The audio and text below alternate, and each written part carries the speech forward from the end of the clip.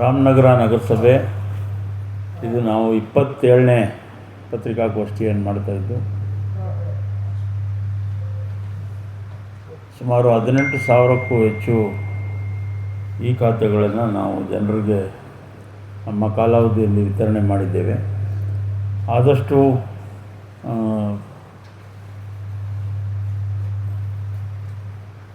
ಕಾಲಾವಧಿಯಲ್ಲಿ ನಿಗದಿತ ಕಾಲಾವಧಿಯಲ್ಲಿ ಕೊಡೋದಕ್ಕೆ ಪ್ರಯತ್ನ ಮಾಡಿದ್ದೇವೆ. ಕೆಲವರು ಒಂದೊಂದು ಸಾರಿ ಈ ಡಾಕ್ಯುಮೆಂಟ್ಸ್ ಕೊರತೆಯಿಂದನೋ ಅಥವಾ ಕೆಲವು ಕಂದಾಯ ವಿಚಾರದಲ್ಲೂ ಸ್ವಲ್ಪ ನಿಧಾನ ಆಗಿರ್ಬೋದು ಕೆಲವು ಸಾರಿ. ಅದು ಬಿಟ್ಟರೆ ಸಾಕಷ್ಟು ಸಾರಿ ನಾವು ಆದಷ್ಟು ಬೇಗ ಜನರಿಗೆ ಅವರ ಈ ಸ್ವತ್ತುಗಳನ್ನು ಕೊಡೋದಕ್ಕೆ ಒಂದು ಪ್ರಾಮಾಣಿಕ ಪ್ರಯತ್ನವನ್ನು ಮಾಡಿದ್ದೇವೆ.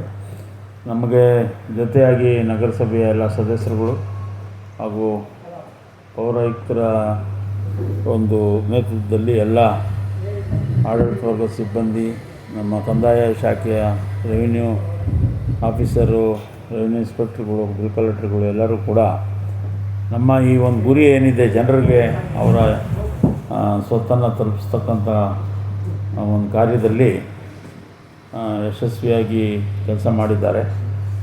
ಹಾಗಾಗಿ ನಾವು ಈಗ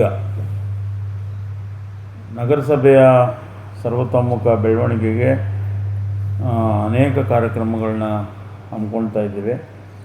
ಅದರಲ್ಲಿ ಇದು ಘನತ್ಯಾಜ್ಯ ವಿಲೇವಾರಿ ಅದು ಕೂಡ ಇನ್ನು ಕೆಲವೇ ದಿನಗಳಲ್ಲಿ ನಾವು ಏನು ಹರಿಸಂದ್ರದಲ್ಲಿ ಒಂದು ಜಾಗ ನಿಗದಿ ಮಾಡಿ ಅಲ್ಲಿ ನಿರ್ಮಾಣ ಕಾರ್ಯ ಭಾಳ ವೇಗವಾಗಿ ಪ್ರಗತಿಯಲ್ಲಿದೆ.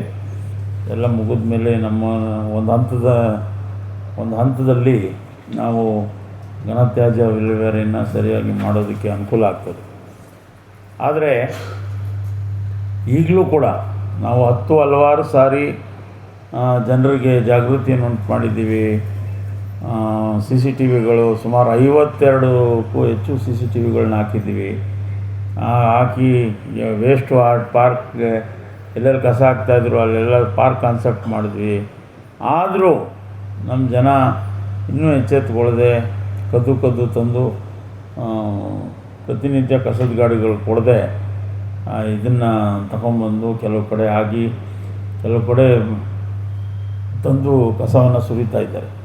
ಅದನ್ನು ದಯಮಾಡಿ ಬಿಡಬೇಕು. ಈಗ ನಾವು ದಂಡ ಒದಗಿಸೋದಕ್ಕೆ ಅಥವಾ ದಂಡ ಹಾಕೋದಕ್ಕೆ ಇವೆಲ್ಲ ಪ್ರಾರಂಭ ಮಾಡಿದ್ರೆ ಜನರಿಗೆ ನ್ಯೂಸೆನ್ಸ್ ಆಗುತ್ತೆ.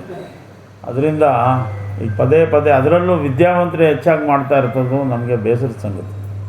ವಿದ್ಯಾವಂತರು ಕೆಲವು ಕಡೆ ಅದರಲ್ಲೂ ಎಲ್ಲಿ ನೌಕರಿಗಳಿಗೆ ಹೋಗ್ತಾ ಇರ್ತಕ್ಕಂಥವ್ರು ಬೆಳಗ್ಗೆ ಅವ್ರ ಮನೆ ಹತ್ರ ಕಸದ ಗಾಡಿ ಬರೋದನ್ನ ಕಸ ಕೊಡದೆ ತಗೊಂಡು ಬಂದು ಕೆಲವು ಪಾಯಿಂಟ್ನ ಅವರೇ ನಿಗದಿ ಮಾಡ್ಕೊಂಡಿರೋ ಪಾಯಿಂಟ್ಗಳು ಅದು ಹೆಚ್ಚಾಗಿತ್ತು. ಈ ಕಂಟ್ರೋಲ್ ಆಗಿದೆ. ಆದರೂ ಇನ್ನೂ ಕೆಲವು ಕಡೆ ಅದನ್ನ ಮಾಡ್ತಾ ಇರ್ತಕ್ಕಂಥದ್ದು ನಮಗೆ ಅದನ್ನು ಕಂಟ್ರೋಲ್ ಮಾಡೋಕ್ಕಾಗಲ್ಲ.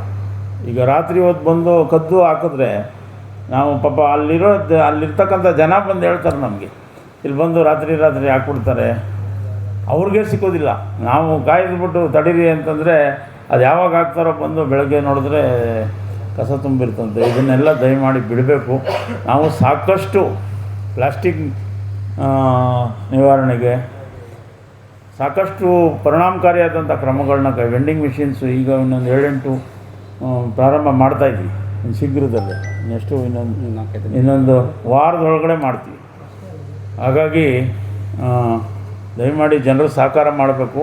ರಾಮನಗರನ ಒಂದು ಸುಂದರ ನಗರವನ್ನಾಗಿ ಮಾಡೋದಕ್ಕೆ ಎಲ್ಲರೂ ಕೂಡ ಸಹಕರಿಸಬೇಕು ಅಂತ ಹೇಳ್ತಾ, ಈಗೇನು ಒಂದು 18,000ಕ್ಕೂ ಹೆಚ್ಚು ಖಾತೆಗಳನ್ನು ನಾವು ಕೊಟ್ಟಿದ್ದೀವಿ.